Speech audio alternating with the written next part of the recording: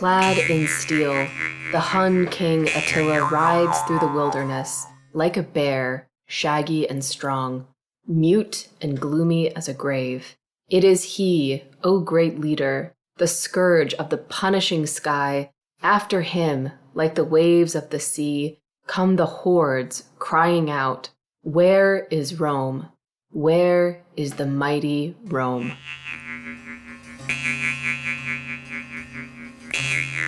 The ancestors of the Huns lived in the territory of Altai, southern Siberia, and the adjacent territories of northern China in Inner Mongolia, about 6,000 years ago. The Hunnic ethnic group was formed in the 3rd century BC, together with the creation of the Hunnic nomadic empire. Moreover, according to some scholars, the Turkic language was finally formed several centuries before the creation of the First Hunnic Empire at the beginning of the 1st millennium BC. Thus, the history of the Turkic ethnic group is about 3,000 years old. According to Chinese sources, in the 27th century BC, the first Chinese emperor Huangdi fought with the Sina nomads, the ancestors of the Huns, who later became known as Hien-on, Kun, Gun, and at the end of the 3rd century BC, Hien-nu.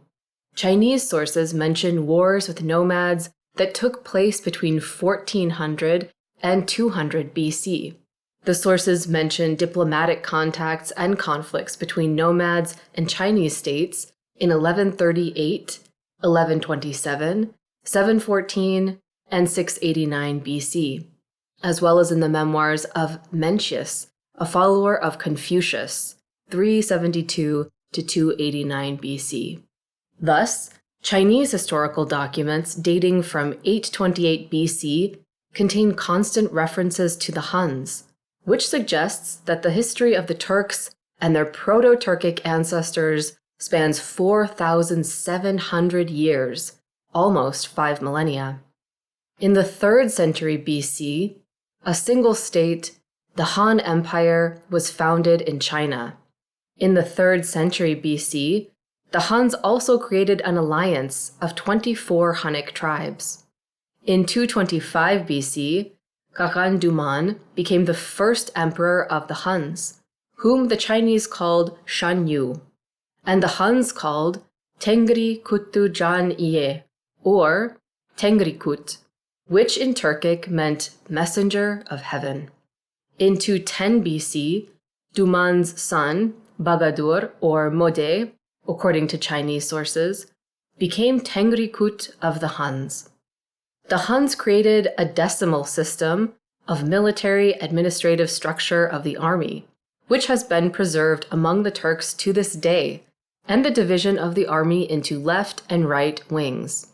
Tengrikut, or Shan Yu, according to Chinese sources, was the supreme ruler and had full power.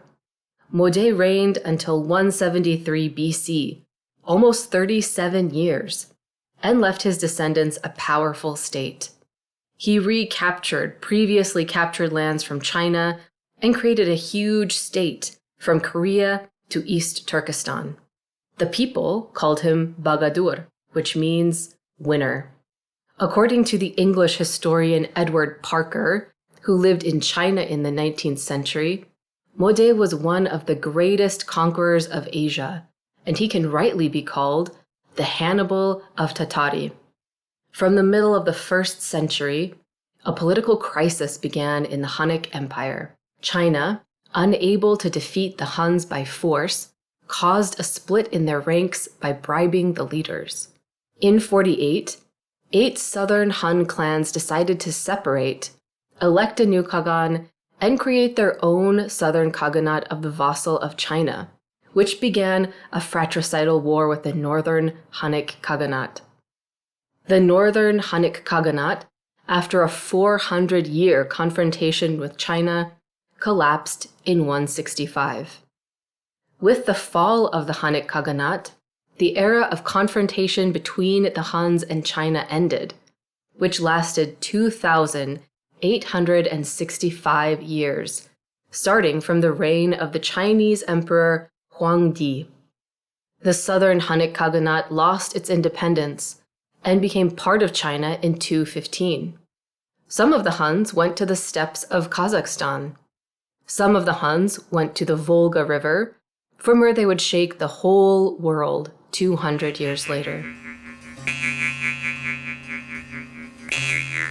In the 360s, the Huns living on the Volga began an offensive on the Black Sea steppes and the northern Caucasus, where the Alans lived.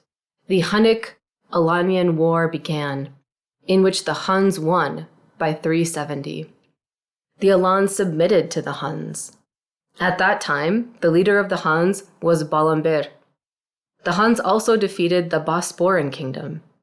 Then, in 375, they won a victory over the warlike Germanic tribes of the Ostrogoths. After Balambir, the leader of the Huns was Uldin, who ruled from 399 to 410. In 384, a detachment of Huns invaded the Asian provinces of the Roman Empire through the Caucasus to Mesopotamia and captured the city of Edessa. A few years later, another invasion of Hunnic troops into Armenia, Mesopotamia, and Syria took place. The Huns, starting in 386, began to raid the Roman Empire. The Romans were forced to pay off the Huns with gold, and sometimes the Romans hired the Huns as mercenaries. In 395 AD, the Roman Empire was divided into the Eastern Empire, with its capital in Constantinople, and the Western Empire, with its capital in Rome. Until 412, the Hunnic headquarters were in the Black Sea region, where the Byzantine embassy was also located. In 400, a battle took place on the Danube between the Huns of Uldin and the Gothic commander Gainas. In this battle, the Goths were defeated and Gainas died. Now the power of the Huns extended to the Danube River. In 406, Uldin entered into an alliance with the Western Roman Magister Stilicho, directed against the Goths. Uldin crossed the Danube in the summer of 408, preparing to invade Thrace. Beginning in the 3rd century, the Goths conquered a vast territory, from the Baltic Sea to the Black Sea in the south, from the Tisza River to the Don River. The Ostrogoths were defeated by the Huns. The Ostrogothic king, Hermanarich, committed suicide. After the death of Hermanarich, the Goths elected a new leader, Witimir, who fought for several months against the Huns, but was defeated in battle and died. Most of the Ostrogoths, led by Widerich, son of Hermanarich, submitted to the Huns. The rest of the Ostrogoths went west, under the protection of the Eastern Roman Empire, creating great problems for the Romans in the future, including armed clashes. The Visigoth king, Athanaric, met the Huns on the Dniester River and tried to resist, but was defeated. After this, King Athanaric left with his army to the west and further to the Western Roman Empire. Under the pressure of the Huns, the migration of Germanic peoples to the west began to the territory of Italy, Gaul, Spain, and further to North Africa. In 412, the Eastern Roman Empire in Constantinople decided to establish relations with the Huns. The historian Olympiodorus, a Greek by origin, a participant in the embassy mission, described the chronicle of those events. The embassy was received by one of the Hunnic leaders, Donat, Tanat in Turkic, who presented assurances of eternal friendship. However, the embassy had a different goal. The Greeks saw the Huns as a future danger. They plotted against Donat and treacherously killed him. Donat's successor, named Chariton, suspected something was wrong and was angry, but the Greeks presented him with expensive gifts from Emperor Theodosius and made peace. In 422, the Huns invaded Pannonia, Hungary, and reached the Rhine River. Some authors write that the Hunnic Empire stretched from the Baltic and North Seas to the Black Sea. Pannonia, located on the territory of modern Western Hungary, became the capital of the Huns, in which the embassies of other states were located. According to the recollections of contemporaries, the Huns in Pannonia spoke 4 languages: Hunnic, Turkic, Gothic, Germanic, Greek, and Latin. The main languages were Hunnic and Gothic. It should be noted that the Romans called the Huns and Germans, like other ethnic groups, barbarians. During 420 to 434, 3 brothers, Rua, Oktar, and Munzduk, Attila's father, were the rulers of the Huns under the leadership of Rua. Oktar died in 430. Rua died in 433 from a lightning strike. In 434, Attila, the son of Munzduk, born on June 8, 395, became the Khagan of the Huns together with his brother Bleda. According to Turkic traditions, Attila knew his ancestors up to the 30th generation. In his youth, Attila was sent to Rome in 406 under the existing system of hostage exchange between the Huns and the Roman Empire, where he lived for several years. Attila's name, Adil, is a common name among the Kazakhs, translated from Turkic as fair. Attila lived at the court of the emperor. He was an observant young man.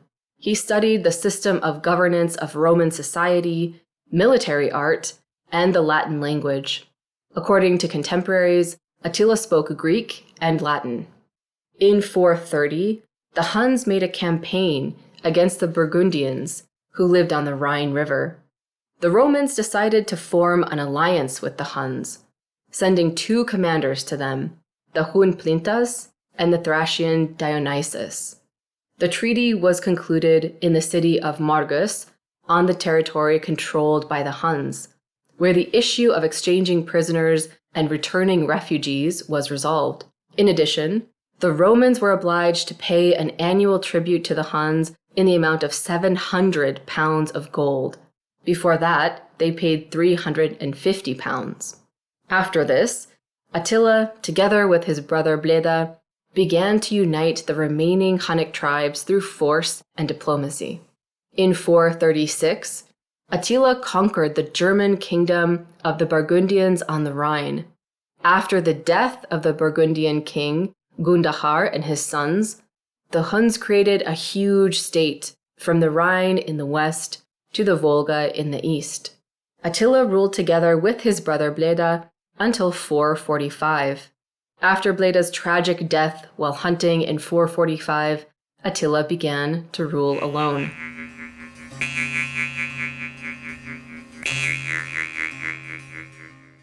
In 447, Attila, together with the Goths and Gepids, invaded the Eastern Roman Empire in the Balkans. The battle between the Huns and the Greeks took place in Chersonesus. Emperor Theodosius urgently summoned 2 commanders, Aspar and Ariobindus, from Persia and Italy, who participated in the battle, but this did not help. The Greeks were defeated. The Huns captured over 100 cities. They created a threat to Constantinople. In 447, Emperor Theodosius was forced to conclude a humiliating peace treaty on difficult terms with a one-time tribute of 2 tons of gold and an annual payment of 600 kilograms of gold, with the loss of a number of provinces on the Balkan Peninsula where the Hun military garrisons were stationed. The historian Priscus of Panium, a member of the Byzantine embassy who met with Attila and his wife Kreki and his sons in Attila's palace, left valuable information about the Huns. Priscus left colorful memories of the life and customs of the Huns. The Huns were nomads and ate meat and mare's milk, hummus, in large quantities.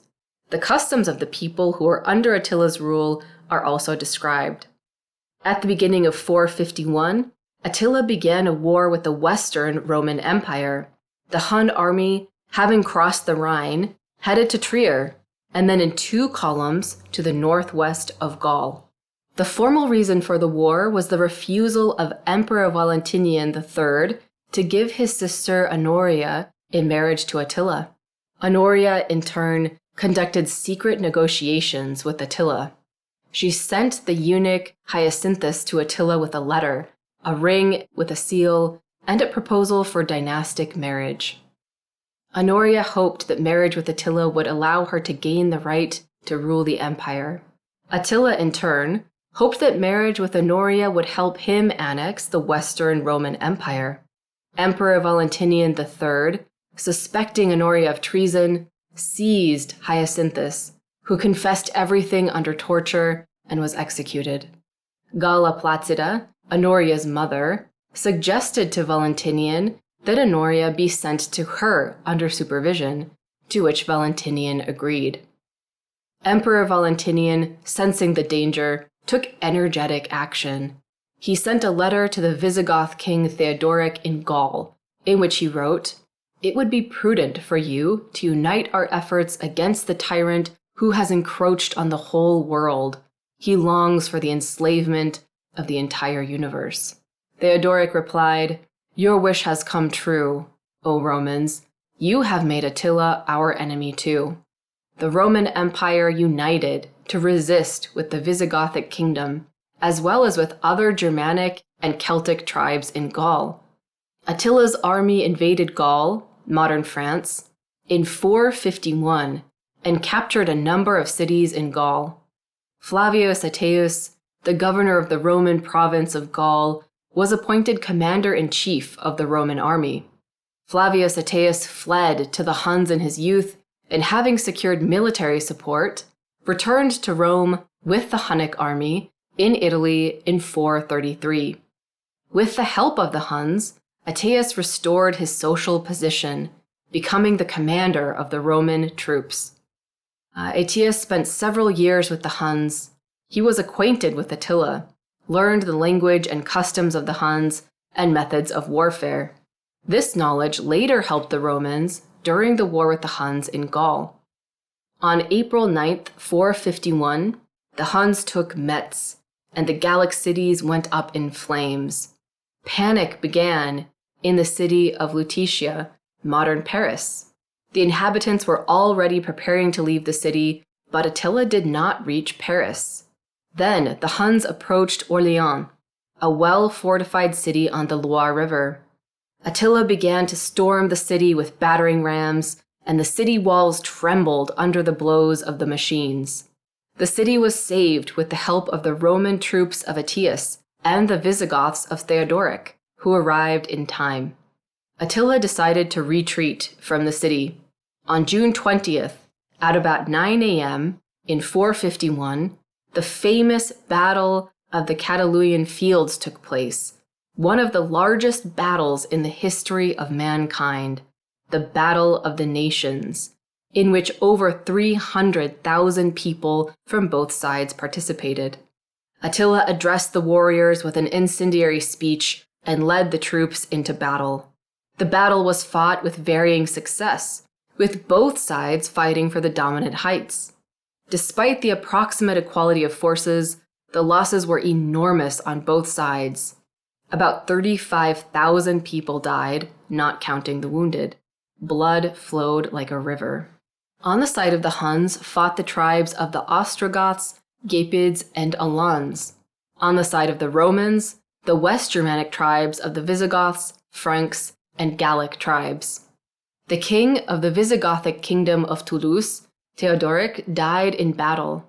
His son, Thorismund, was wounded in battle. With the onset of night, both sides returned to their camps. Attila retreated to a fortified camp. The position of the Huns was becoming critical.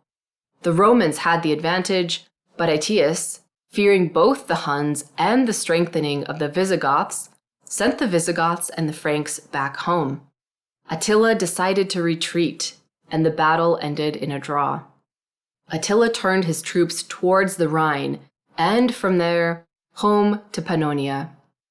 Sometime later, by order of Emperor Valentinian III, Ateius was killed as a result of an internal political struggle for power in Rome. After returning to his homeland, Attila decided to begin a new campaign in Italy. In June 452, Attila crossed the eastern Alps and invaded northern Italy. On the way, the Huns had a well-fortified city of Aquileia, located on the northern shore of the Adriatic Sea. Attila began to besiege the city, but could not take it for a long time. The city resisted fiercely. The soldiers began to grumble. Attila, being an observant person, noticed flocks of storks leaving the city en masse. This meant that the city was on the verge of survival. Attila managed to ignite the fighting spirit of the soldiers who, with the help of siege machines, began an assault and captured the city. Aquileia was taken. The way to Rome was open. Other cities were captured: Concord, Alton, Patavium, Padua, and others. The cities that offered resistance were destroyed. Many of these cities chose to surrender. In Milan, Attila set up his residence at the imperial palace. The Roman army was demoralized. All of northern Italy lay at Attila's feet. When the Huns approached Rome, the Roman Emperor Valentinian III asked for peace. Emperor Valentinian sent an embassy to Attila, headed by Pope Leo I, which included the consul Avinius and the prefect of Rome, Trigetius. Attila received the embassy with respect. He was especially pleased with the presence of the high head of the church. The meeting took place on the Ambulian field on the Mincius River. The Pope, on behalf of the entire Christian world, asked to spare Rome, a city with world culture, with the payment of a huge tribute on any terms. On July 6, 452, Attila announced the agreement reached. On the withdrawal of the Hun army from Italy, Attila spared Rome. He showed respect for Christianity and the Pope. Thus, diplomacy saved Rome. Rome rejoiced. In addition, the huge booty obtained during the military campaign in northern Italy contributed to this decision.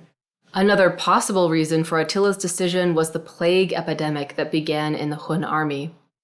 Pope Leo was canonized by the Church. In St. Peter's Basilica in Rome, the sculptor Alessandro Algardi in 1646 created a bas-relief more than 3 meters high, which depicts the historic meeting of Leo I and Attila in 452.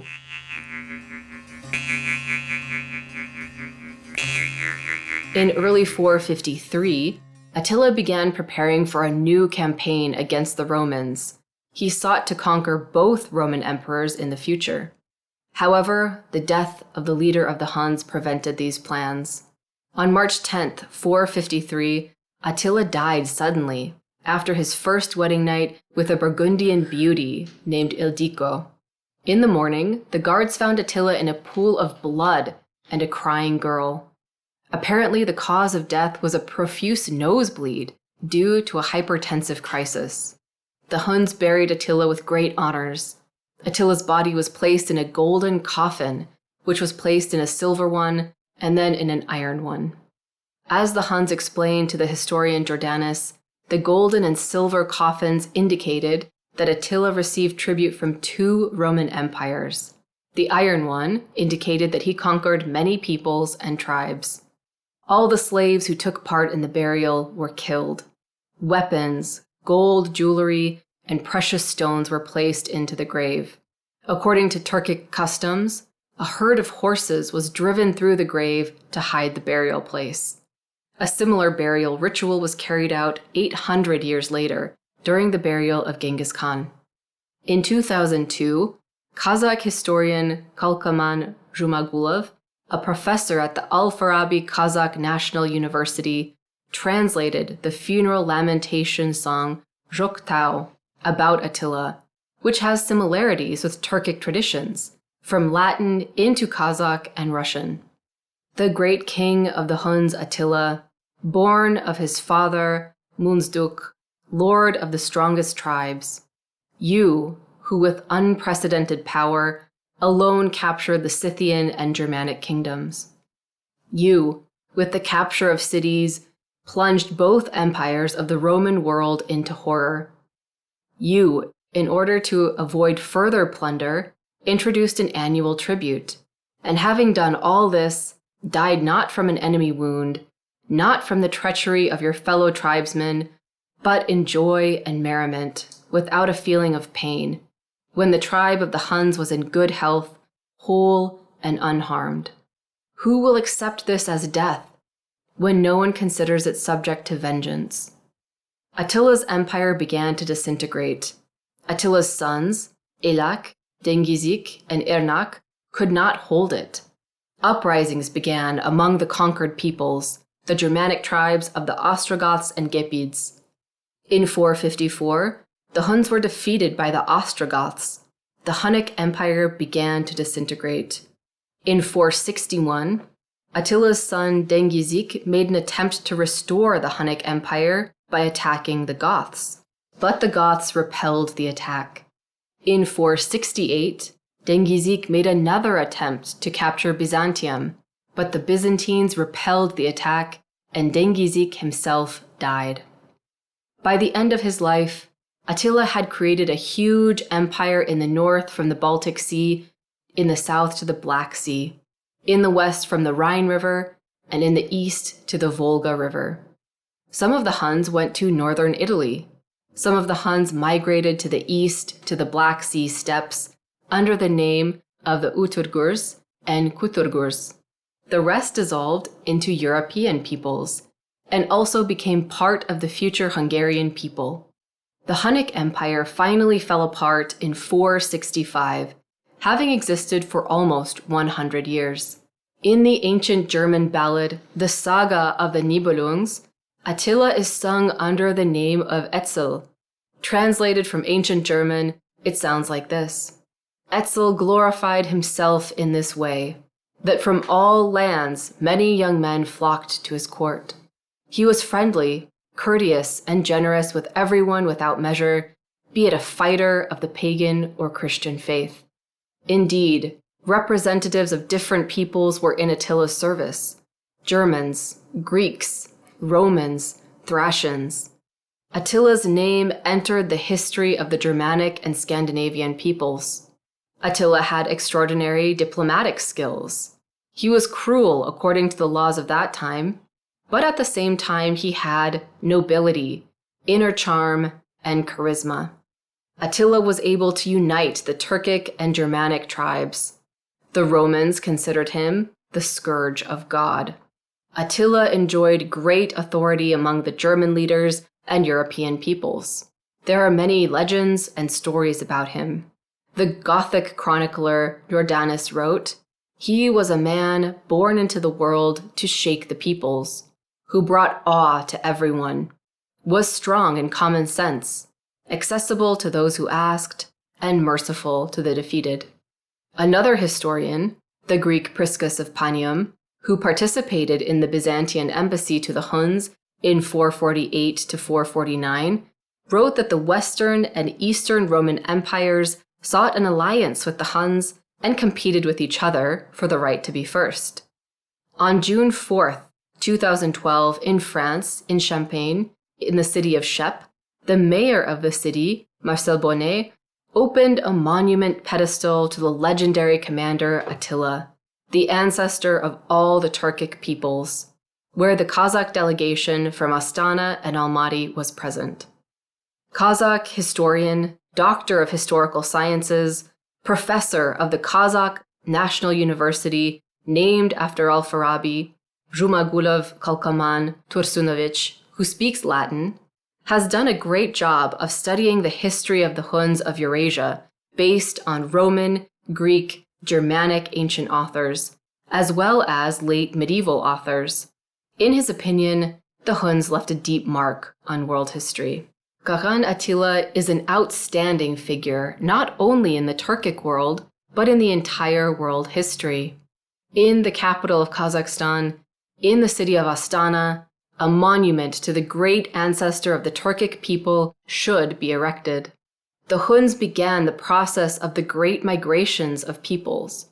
Under the pressure of the Huns, the migration of the Germanic tribes of the Ostrogoths, Visigoths, Vandals, and other tribes to the west began.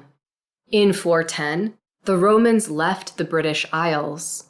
The Germanic tribes of the Anglo-Saxons and Jutes, under pressure from the Huns, began to migrate to the British Isles at the beginning of the 5th century, laying the foundations of the future British nation. Thanks to the Huns, who defeated the Ostrogoths and drove them west, the migration of the Slavs to the lands liberated from the Goths in Eastern Europe and the Balkans began. Previously, the Slavs were squeezed by the Goths from the east and south. Only in the 7th century did the first Slavic states appear.